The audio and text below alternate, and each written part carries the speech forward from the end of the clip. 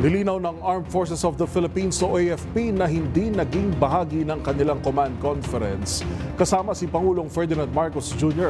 ang anumang usapin hinggil sa politika o tinatawag na loyalty check. Magbabalita live si Edniel Parosa. Edniel. Well, kasabay man ang panahon ng impeachment trial sa Vice Presidente, yung politika sa command conference ng militar. Kasama ang Commander-in-Chief nitong si Pangulong Bongbong Marcos.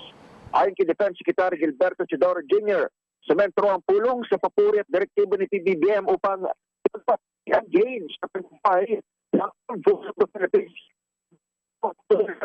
international security operations at paniguro magiging mapayapa ang unang Bangsamoro election sa buwan ng Setyembre. Concerned din naman ng Pangulo ang United Front Works ng China at tumutukoy sa kanilang impluensya upang himasok hanggang sa business sector, pagbili ng ari-arian at industriya. On a national security, because of noise, of course, there are challenges. We cannot deny that because other factors in defense and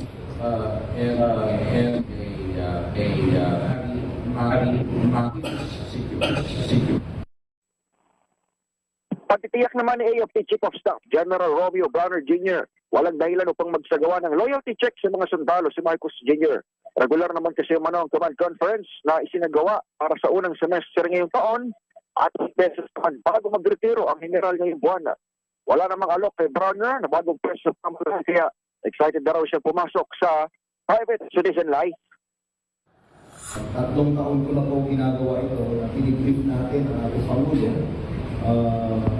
every mid-year and end of the year. So, hindi po loyalty check at hindi po kailangan ng loyalty check. Ang tinig ni General Romeo Brawner Jr. nakatakdang magretiro ang ikatatlong AFP Chief ng buwan na ito ng Hulyo. Ako si Edniel Parosa ng DZRH. Una sa Pilipinas, una sa Pilipino. Maraming salamat, Edniel Parosa.